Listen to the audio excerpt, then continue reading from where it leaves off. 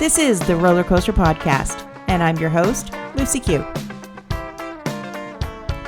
Life is a wild ride. It has twists and turns. It's scary, exciting, and downright fun. So throw your head back, arms in the air, and come along with me for the ride. Life is like a roller coaster, baby, baby. I wanna ride. The term work-life balance is overused, glorified, and for many, it becomes a quest to achieve the unachievable. Is it all a myth, or are we looking at it the wrong way? Joining me today is Scott Maderer of Inspired Stewardship to help share how we can live with intention and not in a constant state of reaction. Hi, Scott. Hey, how are you doing? I am so happy to be here and talking to your listeners today. This is great because even pre-COVID, work-life balance was a constant conversation.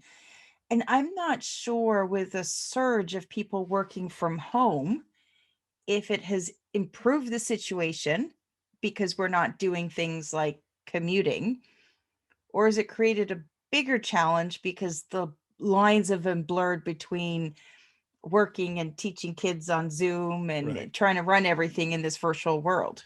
Yeah, and the answer, the short answer to that question is probably yes. It's a little of both, right? And that's actually kind of part of the point. I usually talk to people and I say work-life balance is a myth. And in part, the reason I use that is, it's kind of dramatic sounding and people kind of go, wait, what do you mean? But it's really about the idea that we think of work-life balance as this sort of permanent state of nirvana that we someday will reach. We will achieve work-life balance, and this beam of light will come from the sky, and it'll make everything perfect in And you get this our massive world. award, and the Yeah. angels will sing. It's not like that. It's a dynamic process. That's actually what the word balance means. It doesn't mean static. If you think about it, if you're not driving, you can try this experiment if you're somewhere where this is safe. If you close your eyes and you stand on one foot, you cannot stand still. To balance, you're going to rock back and forth. You're going to constantly be moving. And that's really what work-life balance is. It's that constant dynamic state and ebb and flow. So using COVID as the example, we've gotten the advantage of we got some time if we took away a commute, but you've got the disadvantage of now you've usually got additional distractors and things pulling on your focus and your attention during the day that used to, when you picked up and went to the office, weren't there.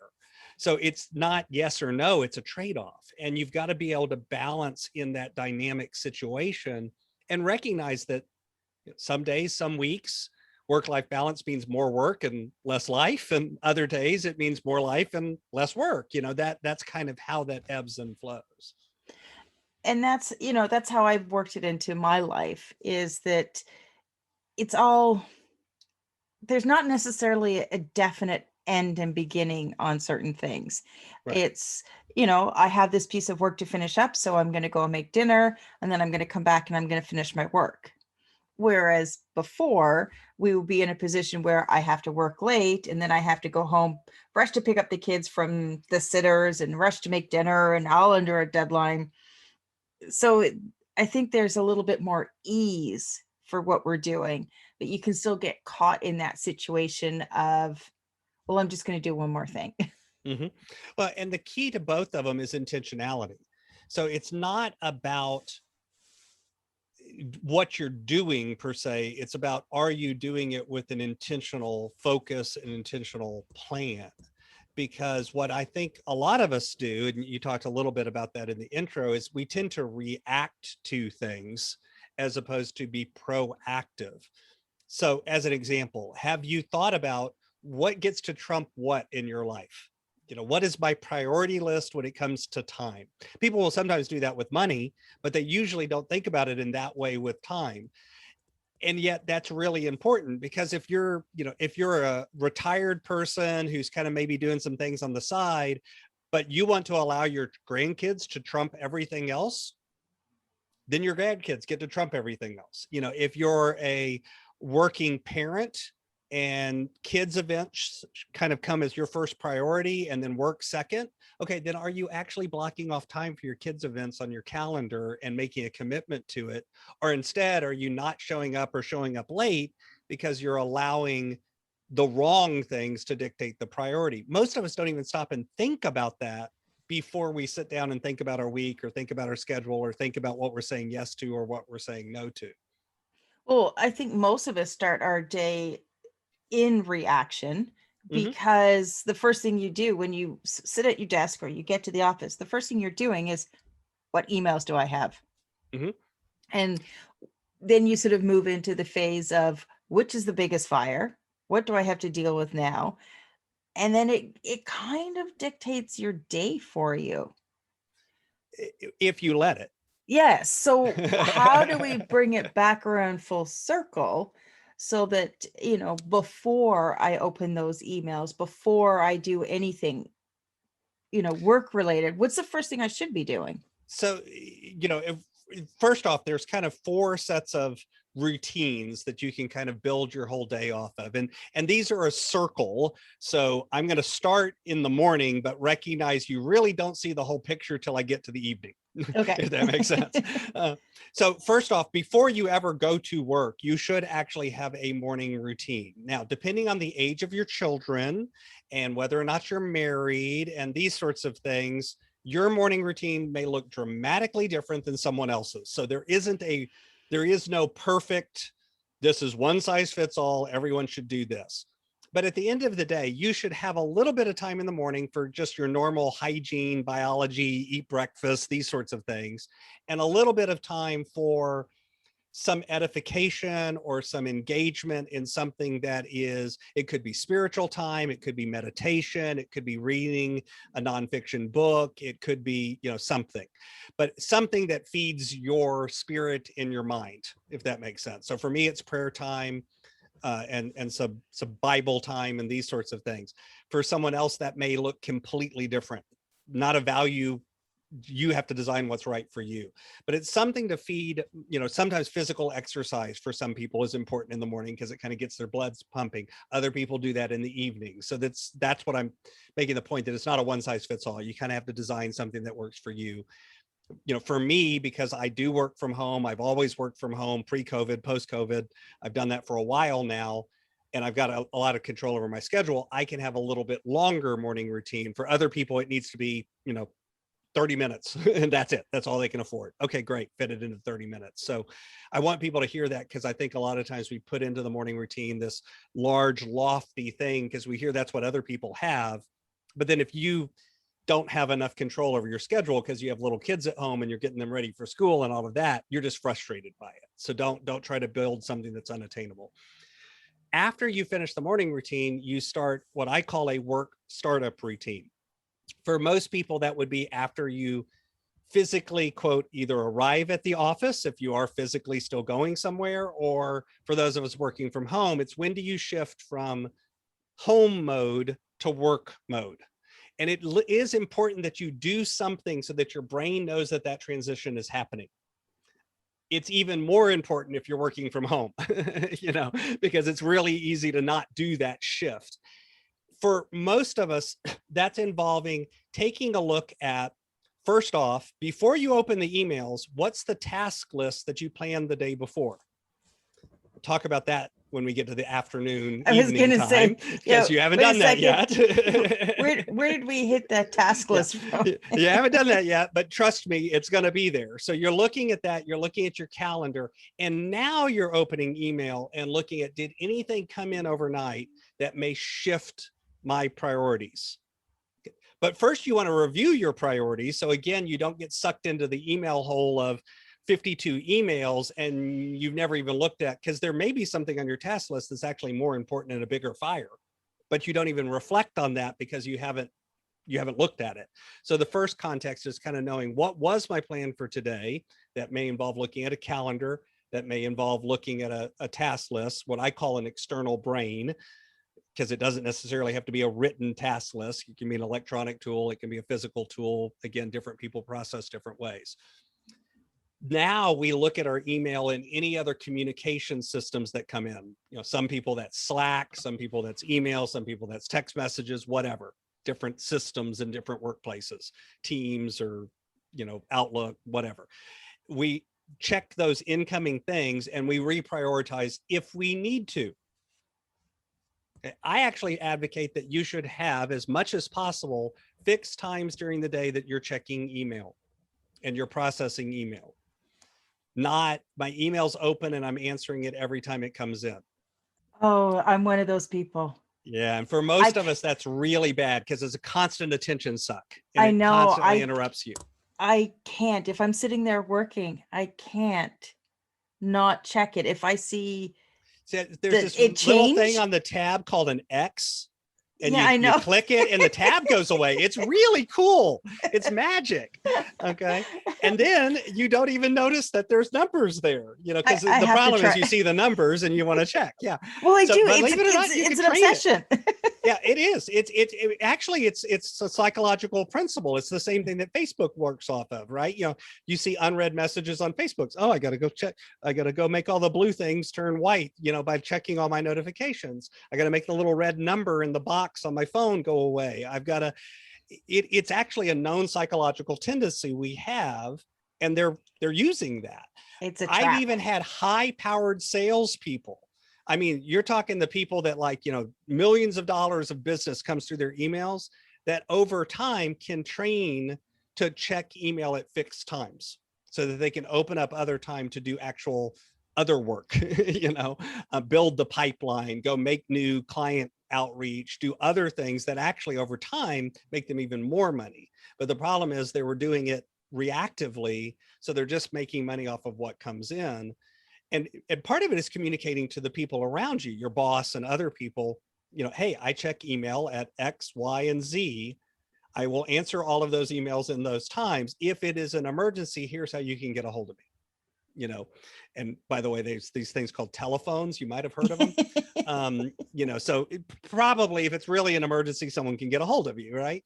The same thing for your kids, right? You tell your kids, if you're bleeding, come get me. But short of actual death, that something's on fire or there's blood gushing from a wound, I'm on a meeting, don't interrupt, right? You communicate. Yeah. Or maybe that's with your spouse, whatever.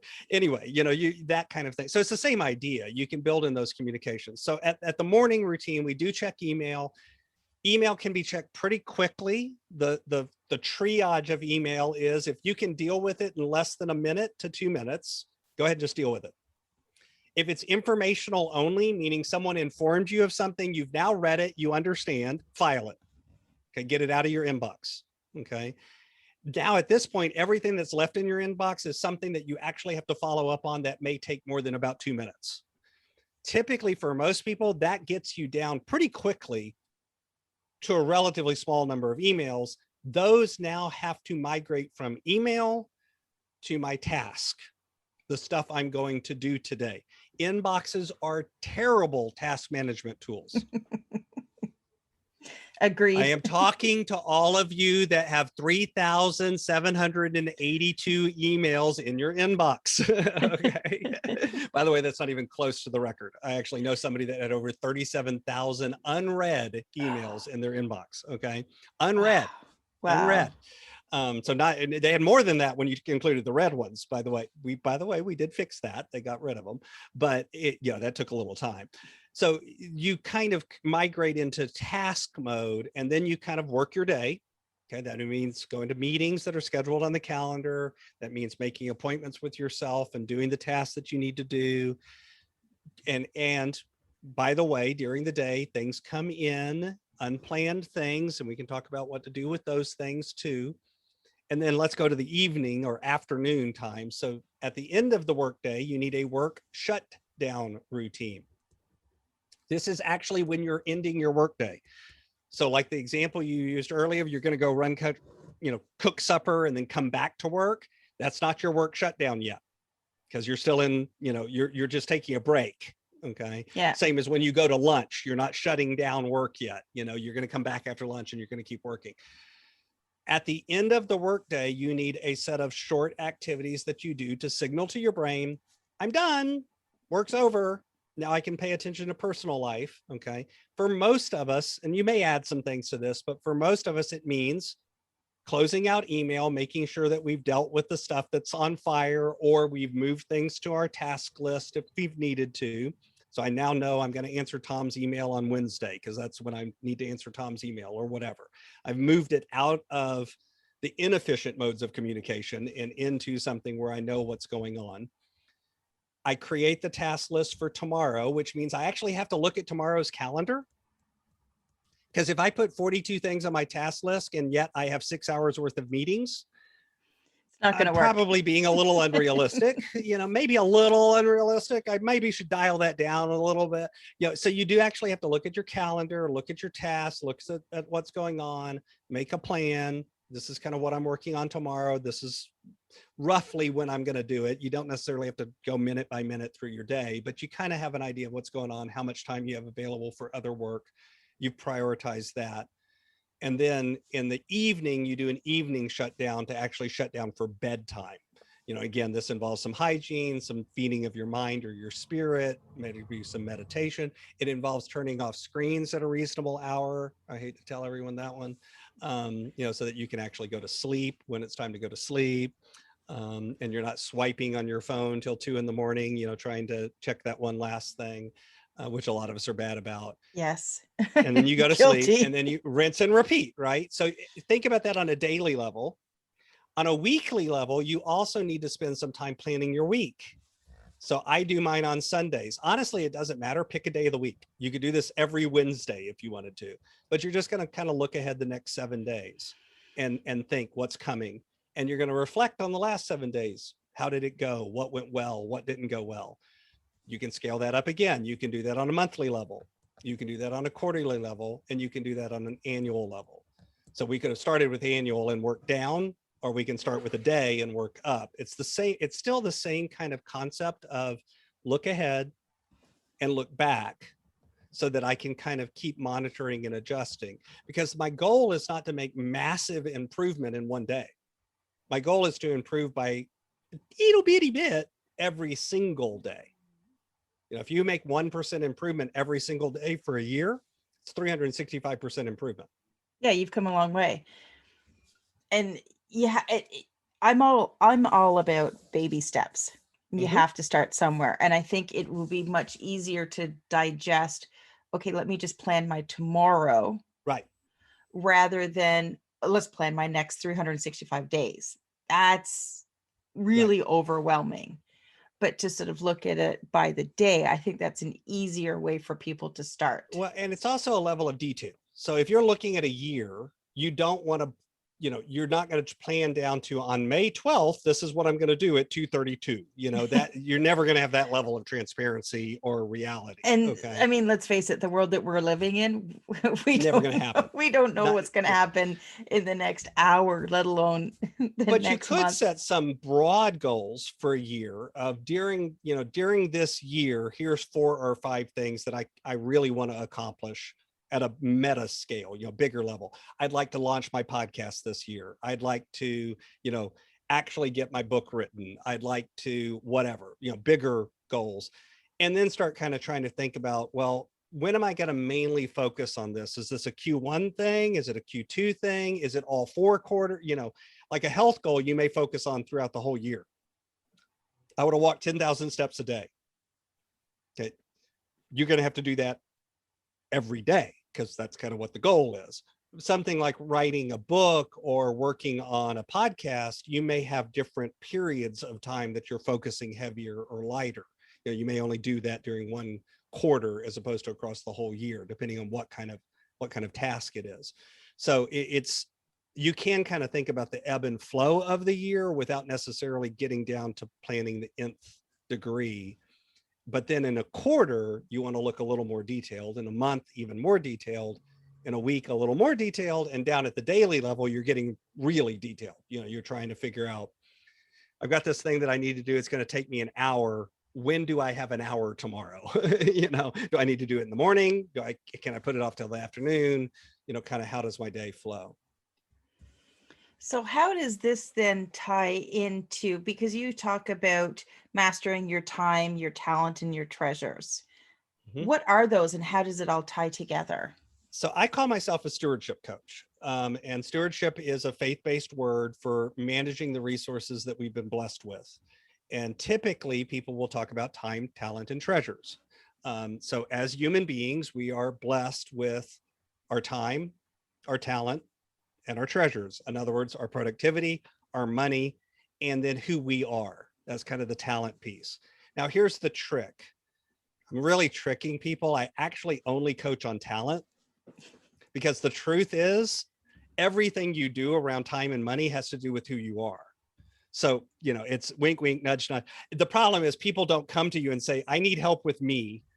They say, I need help with getting more productive. Yeah, That really it's means you need help with you. You well, just don't want to yes. admit it. No matter which way you look at it, whether you have a problem with time, money, productivity, whatever It's it you, is, there's whatever only one language you want to common use. Yeah. there's one Yeah. common There's denominator, and exactly. you look at them in the mirror. I don't work on relationship coaching, but technically that falls in the Bayward. All of it really revolves around us and our relationship with ourselves and with others, and how we handle that. So, and then with money, it's very much the same thing with treasures. At the end of the day, again, the problem most of us make with money is we tend to be reactive as opposed to proactive. So we aren't thinking intentionally about what we do with our money. Instead, we may not even know. Most people, if I ask you how much you spent last month on eating out, most people cannot tell you. They'll give you a number, but they're wildly wrong. I was gonna say, depending on where you're living, it might be really easy if all the restaurants are still closed. That's true, but if I change it from eating out to groceries, it's still, same thing. Yeah. Most people have no clue how much they spend clue. in certain areas. I mean, there are things that they will know. They know like their rent payment or their mortgage payment because it's the same amount every month. They don't know some of the more variable areas. How much did you spend on entertainment in the last 6 months? Most people have no clue. No clue, none. And what this is about is, again, and this is going to sound familiar, it's in finance, they call it a budget. I call it a spending plan just because people don't like the word budget. It's the same thing. It's setting a plan for your money and then tracking what you actually did and comparing it to that plan so that you can make adjustments either in the plan or in the behavior. I've had people that are like, we've got 4 people at home. So what's your budget for groceries this month? $500. Nope, that ain't happening. Okay, are 2 of you not eating? How's that working for you? We could get there, but so sometimes we set an unrealistic goal, and so the plan needs to change. Other times it's well, we've said we're only going to go out to eat once a week. This is about how much it costs every time we go out to eat. So that's a budget of this much, and in the first week we've already blown it. We've already spent that much. Okay, what are we going to do? Maybe we need to change our behavior. Maybe because we didn't actually go out once, we actually went out 4 times this week, that kind of thing. I pick on eating out because honestly, food is the most common area that most people overspend, followed closely by entertainment. Those 2 areas are the most common areas that people overspend. And sometimes it's stress spending, and sometimes it's just because we're not thinking through our day. There's also, these 2 affect each other too, because if we haven't looked at our schedule and thought about, hey, on Thursday, we've got that thing with the kids and we've got the event. And so we're going to have to eat out on Thursday. So we haven't thought about that ahead of time. Well, then now we're stuck out Thursday and we have to grab a bite to eat, and go through the drive-through or something. We didn't even think about that, where if we'd actually looked at our week and planned our time, we could have thought about that and either accounted for it in our budget, made a plan for it, or said, you know what, we really don't want to do that. So we need to eat early that day. So here's what we're going to do instead, and come up with an alternative plan. But again, we tend to be reactive as opposed to proactive with our money and with our time. They're both finite resources. You only have so much of either one. Even I've had clients that make insane amounts of money. They still have choices to make. Okay. My record is a client who had 7 businesses and he made gross $250,000 a month, not a year, a month. Okay. Wow. Now net, he made like $115 a month. Okay. Still an insane amount of money. And anyone would look at that and go, you have more than enough money to do anything you ever want. And that's true in one level, but it's also, he still had choices and he still had limits. because most of the people he hung around with owned their own planes. Ouch. Yeah. Okay. And now he's sitting there going, does it make sense to buy a plane? Because that's who he hung out with. That was his friends, So it's still, he's still got choices. They're just different choices. And I deliberately use that example because it's so extreme. But whether you make $100,000 a year or you make $35,000 a year, you still have choices. You still have limits. The limits are just going to be very different for you in terms of what choices you have and what limits you have. Yeah. The rules are still the same. Mm-hmm. It's just that, what you've been dealt with. Right. And you can still do things to change that too, potentially over time. Again, not necessarily in one fell swoop.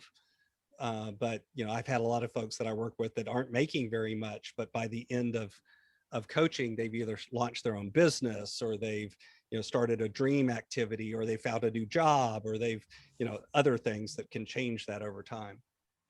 I think that's the key when it comes to intentional living, is that once you become aware of a situation, then you can, like you say, Right. change it, improve it, build on it. So how is it that you help people implement this in their lives? Sure. So I'm a coach, which is a short code way of I get paid to talk to people. But coaching is a little different than like counseling or therapy or some other things, in that it tends to be forward focused. So as an example, whether it's in the area of time or money, what I usually ask people to do is commit to a 3-month foundational coaching program. The reason why is most change, to start seeing that the change has had an effect, takes at least 90 days. If you do this for 2 weeks, you're not going to see many results. If you do it for 2 months, you'll kind of start maybe getting an inkling. If you do it for 3 months, you start going, oh, I get it now. This will work. So I ask people to commit to a 3-month foundational program. Through that, we work every other week. I've got a lot of tools and resources that I use for whether it's finances or whether it's productivity that you get access to. But the real key is at a meta level, the idea is to help you figure out what are your priorities, what are your values, and then let's get your time and your money in alignment with those priorities and those values. Because again, I'm real big on let's be intentional. If you're saying yes to something, it automatically means you're saying no to something else, whether that's with time or whether that's with money. So let's say yes to the right things, say no to everything else. Say yes to what's really important. Over that 3 months, we usually start to see a lot of people begin to knock some things off of their list. So in the finance range, that could be they begin to make progress on paying off debt. That could be they set aside money for a savings fund. In the career phase, they begin identifying the areas where they want to go or what changes they want to make, and they begin to put some of that in place. On the productivity, they begin to put these frameworks in place so that they're getting more control over their calendar, their day, and their task list, and beginning to feel like they are getting the most important things done. Even if it's never about getting it all done. It's about, are you getting the most important things done? I'm not a big proponent of doing more. I'm a big proponent of doing the right things. And you get to determine what the right things are, not me. So as a coach, it's not for me to come in and say, this is what you need to pay attention to, as much as it is, what is it that you're trying to pay attention to? Now let's make sure you're really able to pay attention to those things. At the end of that 3 months, most of my clients, about 70%, stay on with me after that for what we call accountability and growth coaching, which is just kind of ongoing coaching. So I've got clients I've been working with for 6 or 7 years in some cases, not because they failed at it, but just they want that continued accountability of a once a month call where they come on and here's what I'm working on this month. This is what I want you to hold me accountable to. Or, hey, something came up and I've got a kind of a question or a struggle and I want to run it by you and just get another brain to think it through with me. And then, go execute on it. So it's a little bit of both. So that's why we call it accountability and growth. And what's the best way for people to connect with you, Scott? I actually put up a website landing page just for your listeners. So if you go to inspiredstewardship.com/coaster, that's inspiredstewardship.com/coaster. you will find a special landing page there. It has some free resources that y'all are welcome to use. It's got, what I just talked about the daily routine. It's also got a little budget form and some tracking tools that you can use. So you can sign up and get access to those if you're interested. As well, down at the bottom, it's got a link to set up a free 30-minute consult. That is no obligation. I don't do hard sales. It's not going to be one of these calls where it's like, if you sign up at the end of this call, you get 5. I don't do that stuff. I hate it. It's really just let me talk. If you're interested in talking to me more about coaching, we'll have a conversation. If it's a good fit for you, great. If it's not, I'll help you with what I can help you in that 30 minutes and we'll part ways too. That's perfectly fine. So all of that is over at inspiredstewardship.com/coaster. Well, I will make sure that all of those links are in the show notes. And thank you so much for joining me today, Scott. Absolutely. I'm glad to be here, and I hope some of that is helpful to your listeners. Thanks for listening to this episode of the Roller Coaster Podcast. Want to chat or share your ideas about today's show? Pop me an email at hello@therollercoasterpodcast.com. Don't forget to connect with me on Facebook and Instagram at The Roller Coaster Podcast. Our theme song, Roller Coaster, was performed by The Lucky Setback. Audio editing by the one and only Jeff Quigley of Quigley Creator.